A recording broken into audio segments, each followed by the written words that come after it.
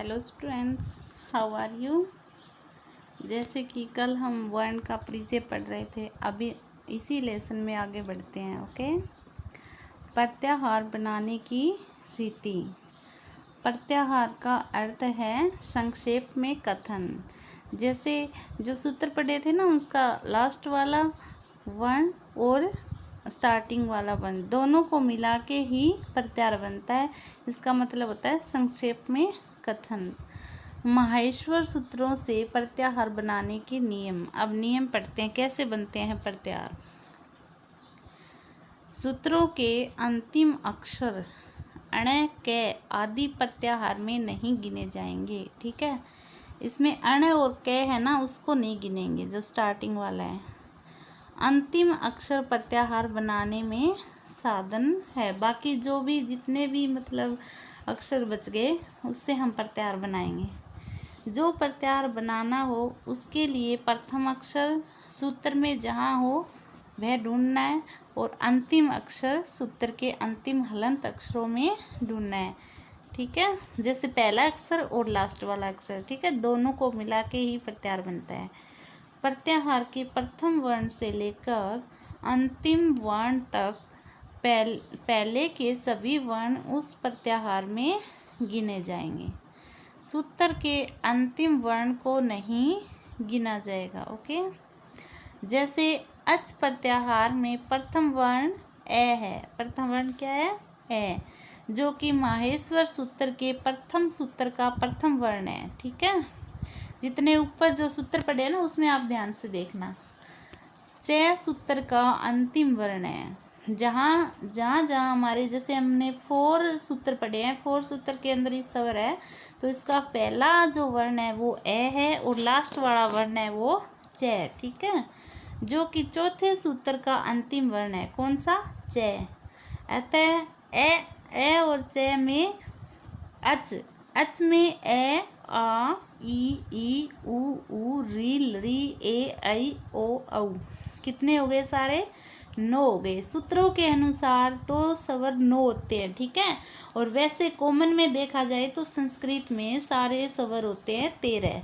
ठीक है, अगर आपको कुल स्वर पूछा जाए तो 13 और सूत्रों के अनुसार स्वर पूछा जाए तो 9 होते हैं। ठीक है, अर्थात सारे स्वर समाहित होंगे अच के अंदर।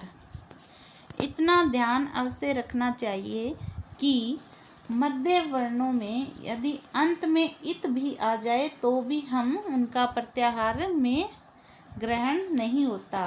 जैसे अच प्रत्याहार में अण क अंग का ग्रहण नहीं होता। वैसे आप सूत्र देखना, जो 4 सूत्र है ना उनके अंदर अण और क अंग, ये क्योंकि च और ए के बीच में है ना, तो इनको नहीं गिना जाएगा। ठीक है, फर्स्ट वाला और लास्ट वाला ये गिना जाएगा। वर्णमाला। अब क्या पढ़ेंगे? वर्णमाला, वर्णों की माला। ठीक है, वर्णों के समूह को वर्णमाला कहते हैं। जैसे स्वर और व्यंजन सारे मिला के क्या कहलाते हैं?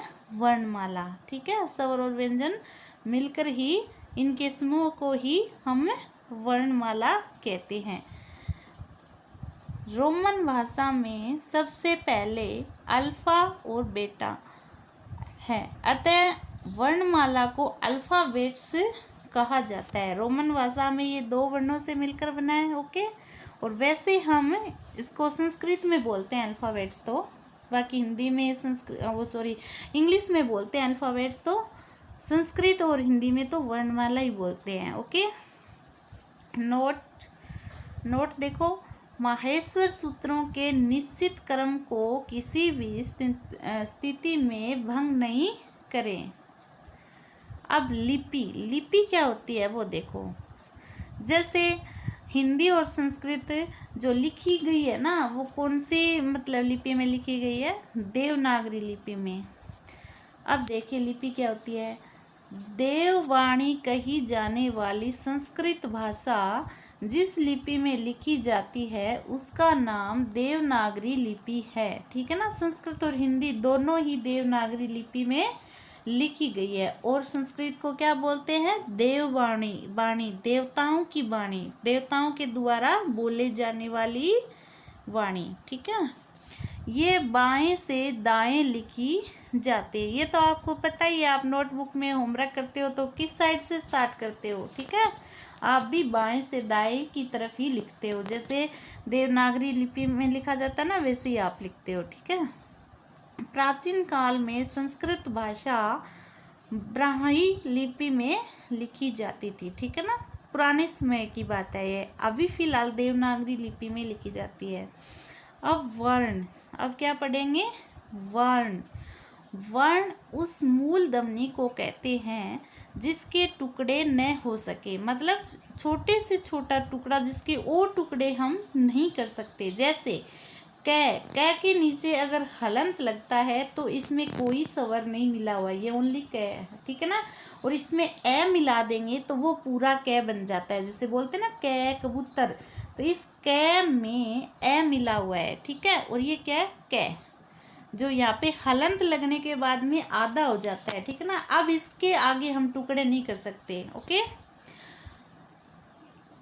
जैसे कै, खे, गे आदि, इनके टुकड़े नहीं किए जा सकते क्योंकि सबके नीचे हलंत लगा हुआ है। इन्हें अक्षर भी कहते हैं, जो जिसके टुकड़े नहीं किए जाते ना, ऐसे वर्णों को हम अक्षर भी कहते हैं। न सीयते न श्रति व इति अक्षरम, मतलब इसके और आगे हम टुकड़े नहीं कर सकते। जिसके टुकड़े न हो सके उसे ही वर्ण कहते हैं। अब देखिए वर्ण समझ में आ गया ना, जिसके और टुकड़े नहीं किए जा सकते उसे ही हम वर्ण कहते हैं। सबसे छोटी इकाई होती है, ठीक ना। वैसे तो सब मतलब मौखिक रूप में देखा जाए तो भाषा की सबसे छोटी इकाई ध्वनि होती है, और लिखित रूप में देखा जाए तो भाषा की सबसे छोटी इकाई क्या होती है, वर्ण होती है, ओके।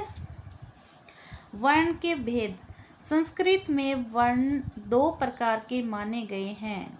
दो प्रकार के कौन कौन से भाई, स्वर वर्ण, इन्हें अच भी कहते हैं, मैंने कहा था ना स्वर को ही अच कहते हैं, ओके। व्यंजन वर्ण, इन्हें हम हल भी कहते हैं, यही हिंदी में होते हैं, ठीक है। हिंदी में भी दो प्रकार के होते हैं, स्वर एंड व्यंजन, ठीक है। तो अब आपको क्या करना है, इसका थोड़ा रिवीजन करना है, ओके। बाय।